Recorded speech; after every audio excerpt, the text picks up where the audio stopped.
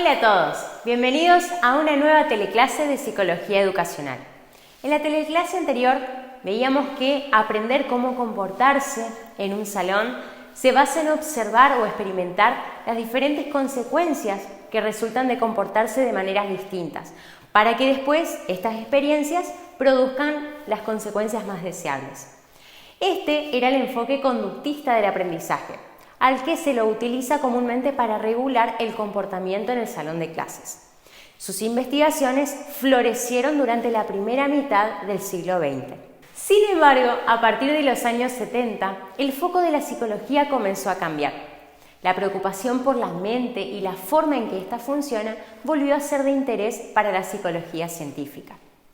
Esta orientación científica centró su estudio en una variedad de actividades mentales y procesos cognitivos básicos, tales como la percepción, el pensamiento, la representación del conocimiento y la memoria.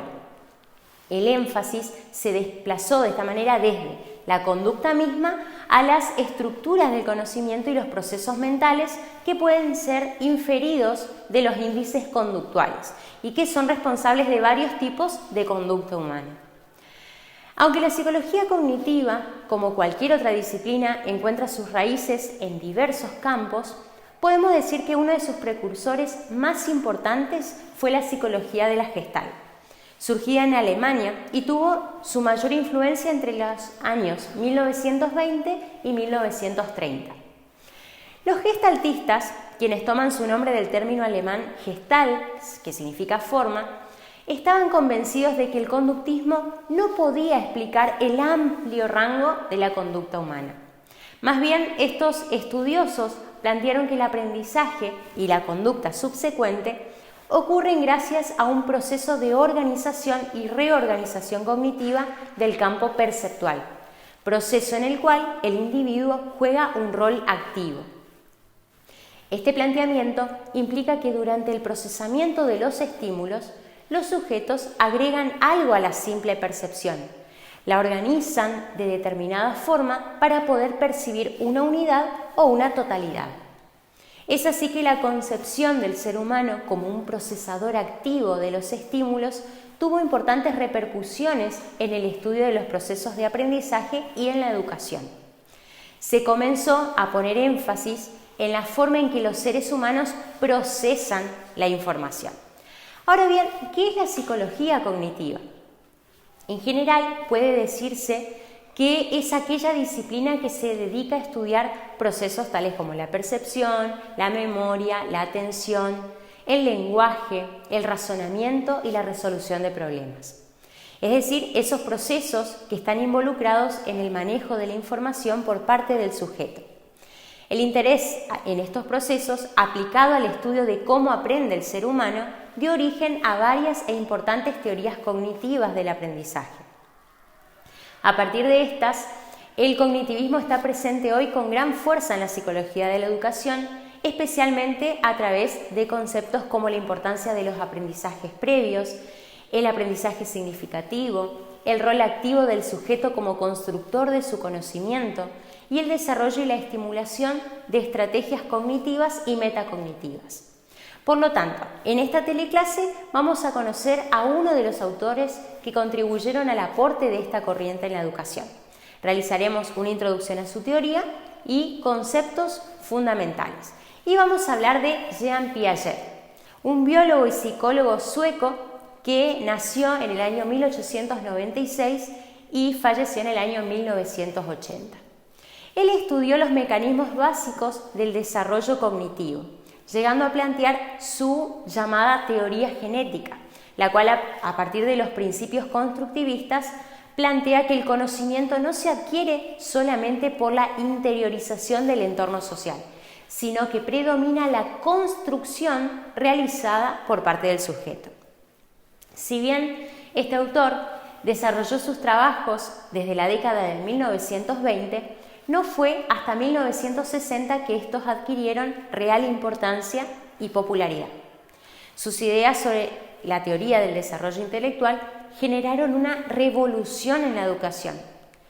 Piaget creía que los niños creaban su conocimiento cuando sus predisposiciones biológicas interactúan con su experiencia, siendo entonces la construcción un mecanismo de interacción entre la herencia y la experiencia que produce conocimiento. Fue una teoría psicológica con un fuerte impacto en la práctica educativa, generando la modificación y revisión del currículum en muchos sistemas educativos. Vamos a ver ahora algunos de esos mecanismos del desarrollo cognitivo que se desarrollan en esta teoría de Piaget. Y vamos a hablar de adaptación e inteligencia. Según Piaget, la inteligencia consistiría en la capacidad de mantener una constante adaptación de los esquemas del sujeto al mundo en que se desenvuelve. Él entiende los esquemas como aquellas unidades fundamentales de la cognición humana que consisten en representaciones del mundo que rodean al sujeto y que son construidos por éste. Entonces, el esquema es una unidad indivisible entre el sujeto que conoce y el objeto que es conocible. Esta visión de la inteligencia como adaptabilidad no alude, al contrario de cómo suele entenderse la inteligencia, a un conocimiento específico o general. Por el contrario, se trata de una capacidad común a los seres humanos de mantener una concordancia entre el mundo y los esquemas cognitivos del sujeto, lo cual le permitirá al sujeto funcionar en ese mundo. La adaptación, a su vez, entonces, es el proceso que explica el desarrollo y aprendizaje. Esta se produce por medio de dos procesos complementarios que también son muy importantes en esta teoría, que son los de asimilación y acomodación. Cuando hablamos de asimilación, hablamos de un proceso que consiste en incorporar nueva información en un esquema preexistente, adecuado para integrarla, ¿sí? Para poder comprenderla. Esto significa que cuando un sujeto se enfrenta con una situación nueva, él va a tratar de manejarla de acuerdo con los esquemas que ya posee y que parezcan apropiados para esa situación. Como resultado de esto, el esquema no sufre un cambio sustancial o muy grande en su naturaleza, sino que se amplía para aplicarse a nuevas situaciones. Pensemos, por ejemplo, un niño que ve por primera vez a una cebra y la nombra erróneamente como caballo, que sería un animal más familiar a su orden de experiencias. Pensemos también cuando aprendemos un nuevo idioma, usamos de referencia el que ya manejamos para traducir todos esquemas mentales ya concebidos. O sea, tratamos de adaptar, por ejemplo, el inglés al castellano. O un bebé que recibe por primera vez una mamadera y de inmediato intenta chuparla, ya que la experiencia con el pezón materno lo ha preparado para relacionarse con el objeto de esa manera, es decir, a través de la succión. En estos casos no se ha creado un nuevo esquema, sino que se ha usado uno anterior para comprender la información. Todos estos ejemplos entonces tratan de asimilación. Ahora bien, vamos a ver la acomodación, que es contrario a la asimilación, en cuanto a que produce cambios esenciales en el esquema del sujeto. Este proceso ocurre cuando un esquema se modifica para poder incorporar información nueva, que sería incomprensible con los esquemas anteriores. Vamos a pensar en los ejemplos que mencioné anteriormente. A ese niño que contempla la cebra por primera vez, se le aclara que se trata de otro animal, que no es un caballo. Y el pequeño entonces aprende a distinguirlo de los caballos, incorporando así un nuevo aprendizaje. Ya no lo va a tomar por caballo, ahora va a saber que es una cebra. O si pensamos en el ejemplo de los idiomas, ¿sí? Cuando tenemos aprendido un idioma nuevo, ya sus estructuras mentales son de común manejo y no necesitamos estar traduciendo palabra por palabra, ¿sí? No necesitamos traducir el pensamiento a un idioma anterior, sino que podemos elaborar el pensamiento directamente en este nuevo idioma. Y si vamos al tercer ejemplo, ¿sí? el mismo bebé, el mismo infante con la mamadera, aprende eventualmente a sostenerla para poder chupar, cosa que no debía hacer con el seno materno. incorporando así una diferencia a los objetos similares. En estos casos, entonces, la acomodación de la cognición a las nuevas situaciones ha generado un nuevo esquema. Estos dos procesos, la asimilación y la acomodación, permiten que los esquemas del sujeto se encuentren siempre adaptados al ambiente y permiten el continuo crecimiento. Entonces, esa es otra palabra clave, la adaptación en la teoría de Piaget. Cuando la persona aprende, lo hace modificando activamente sus esquemas a través de las experiencias o bien transfiriendo esquemas ya existentes a situaciones nuevas. Por lo tanto, la naturaleza del aprendizaje va a depender de lo que el sujeto ya posee, de sus saberes previos. En este sentido, podemos decir que el aprendizaje es lo que las personas hacen de los estímulos y no lo que estos hacen con ellas, como pretendía el conductismo. Otro punto interesante de los planteamientos de Piaget con respecto al desarrollo y al aprendizaje concierne al mecanismo que impulsa estos. El impulso para el crecimiento y el aprendizaje no proviene, según Piaget, enteramente del medio ambiente, como ocurre en el conductismo. Por el contrario, este impulso está dado por la equilibración, que es una tendencia innata de los individuos a modificar sus esquemas de forma que les permitan dar coherencia al mundo percibido, para poder darle sentido al mundo en el que vivimos. Piaget considera que la modificación y equilibración de los esquemas de un sujeto se produce como resultado de su continua interacción con el mundo. Por esta razón, el autor enfatiza un tipo de educación en la cual los individuos se involucran en el aprendizaje activo en materias de su interés. El rol de la educación consistiría así en proveer las oportunidades y los materiales para que los niños puedan aprender activamente y formar sus propias concepciones. Finalmente, es importante destacar que Piaget atribuye a la acción un rol fundamental en el aprendizaje. El niño aprende lo que hace. La experiencia y manipulación de los objetos le va a permitir abstraer, ¿sí?, y poder ir identificando sus propiedades, cualidades y características. La teoría del desarrollo cognitivo o modelo de estadios del desarrollo intelectual de Piaget es probablemente la mayor influencia en el estudio sobre el desarrollo cognitivo del niño. Este modelo fue publicado por primera vez en el año 1947 en su libro La psicología de la inteligencia y plantea él la existencia de 4 etapas o estadios del desarrollo cognitivo. Estas etapas son la etapa sensoriomotriz o sensoriomotora, que va desde los 0 a los 2 años. La etapa preoperacional, que va desde los 2 hasta los 6, 7 aproximadamente. La etapa de las operaciones concretas, que va desde los 7 hasta los 11 o 12 años. Y una etapa llamada de las operaciones formales, que va desde los 11, 12 en adelante. Cada etapa está marcada por la posesión de estructuras lógicas de diferente y creciente complejidad. Va desde lo menos complejo a lo más complejo. Y cada una de ellas permite la adquisición de nuevas habilidades para hacer ciertas cosas y no otras, y para tratar de diferentes formas con la experiencia.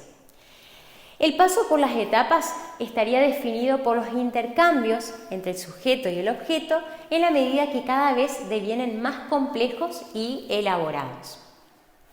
Vamos a hablar un poquitito de cada etapa, dar unas características generales, ¿sí? En la sensoriomotriz, en este estadio del desarrollo, se caracteriza por la comprensión que hace el niño del mundo, coordinando la experiencia sensorial con la acción física. Se produce un avance desde los reflejos innatos, ¿sí? El lactante aprende y coordina una gran variedad de destrezas conductuales, que va paso a paso en esos primeros meses de vida. Como esta capacidad no se tiene desde el nacimiento, durante este periodo la inteligencia es necesariamente externa y conductual, es decir, el bebé necesita de sus papás para poder ir manejando y conteniendo esas necesidades básicas. Luego, conforme va pasando el tiempo, aparece una preferencia por los estímulos coloridos, con brillo, con movimiento. Los niños en esta etapa construyen sus esquemas experimentando, intentando repetir un suceso con su propio cuerpo, o sea, por ejemplo, hacer ruido al golpear un juguete, tirar un objeto y encuentran gracia en esto después a partir de los 6 meses en adelante. Tirar de una sábana, por ejemplo, o de un mantel para conseguir el objeto que hay sobre una mesa. Entonces acá también se da el primer contacto del bebé con el lenguaje. El primer contacto es a través del vientre materno, donde en los meses de gestación ya se va familiarizando con la voz de los papás, ¿sí? De los progenitores. ¿Cómo se comunican los niños de 0 a 2 años? Al nacer, su forma de comunicar es a través del llanto, ya que no puede emitir otros sonidos. Durante los primeros meses todos serán gestos prelingüísticos, mediante sonrisas, llantos, que utilizarán de forma involuntaria y que más adelante se volverá intencional cuando aprendan a utilizarlo de modo comunicativo. Después llegarán a los primeros balbuceos, en torno a los 6 meses, con consonante vocal, ba, de los 6 meses en adelante. Eso va a variar porque cada niño tiene su propio ritmo de aprendizaje. Después, las primeras emisiones de palabras sueltas en torno al año, los 12 meses. Vamos a pasar ahora a la etapa preoperacional. El inicio de esta etapa está marcado por la presencia de la función simbólica, que es la representación. Esta capacidad se puede apreciar a través del juego simbólico, la imitación diferida y el lenguaje que hacen su aparición en esta etapa. A partir de los 3 años se produce un hecho importante en la vida de un niño, que es la escolarización, su educación infantil, a partir de los 3-4 años. Esto supone un componente social muy importante, ya que el niño va a empezar a relacionarse con los demás, con aquellos exteriores, ¿sí? Que están exteriores a su familia. Antes las relaciones eran exclusivamente familiares. Piaget califica el pensamiento preoperacional como intuitivo, ya que el niño se centra más en los estados finales que en las transformaciones que los producen. No es capaz de volver al punto de partida de una operación, compensando las acciones realizadas con otras a la inversa. Se basa entonces, para predecir los resultados de las acciones, en experiencias previas con los estados finales de esas acciones, y no en un conocimiento de esas transformaciones que median entre dichos estados. ¿Cómo se comunican los niños de 2 a 6 o a 7 años? Aunque entre los 3 y los 7 se produce un enorme aumento de vocabulario, los niños durante la primera infancia se rigen por un pensamiento egocéntrico. El niño piensa de acuerdo con sus experiencias individuales, lo que hace que su pensamiento sea un estático, intuitivo y carente de lógica. El objetivo central del desarrollo de la inteligencia durante este periodo es hacer la inteligencia menos egocéntrica y cada vez más socializada. Vamos a pasar ahora a la etapa de las operaciones concretas. Esta se caracteriza por la habilidad de tratar efectivamente con conceptos y operaciones. Los niños empiezan a utilizar un pensamiento lógico solo en situaciones concretas. Pueden realizar un nivel más complejo utilizando la lógica. Su pensamiento se torna reversible, pues puede representarse las transformaciones y no solamente los estados finales de las cosas. Sin embargo, las operaciones que dominan son concretas, no abstractas todavía. Por ello, durante esta etapa, la habilidad para generalizar el aprendizaje es limitada, pues lo que se aprende en un contexto no es transferido fácilmente o aplicado fácilmente a otro contexto. El objetivo central en este periodo, entonces, es guiar la inteligencia con las leyes de la lógica y las matemáticas, una inteligencia operacional. Pasamos ahora a la cuarta y última etapa, de acuerdo con la teoría de Piaget. Esta consiste en el dominio de conceptos y operaciones abstractas. Por eso se llama etapa de las operaciones formales o de las operaciones abstractas. En esta etapa es posible aplicar el razonamiento y las habilidades para la resolución de problemas en contextos diferentes a aquellos en los cuales fueron adquiridos. El objetivo cognitivo es extender el razonamiento lógico y matemático adquirido en el estadio anterior hacia un nivel simbólico más abstracto con la ayuda del lenguaje. El razonamiento va a convertirse poco a poco en reflexivo y analítico. Ya pueden realizar hipótesis sobre algo que no tienen aprendido en forma concreta, lo que se denomina el razonamiento hipotético-deductivo, y desarrollan una mayor comprensión del mundo, de la idea de causa y efecto, causa-consecuencia.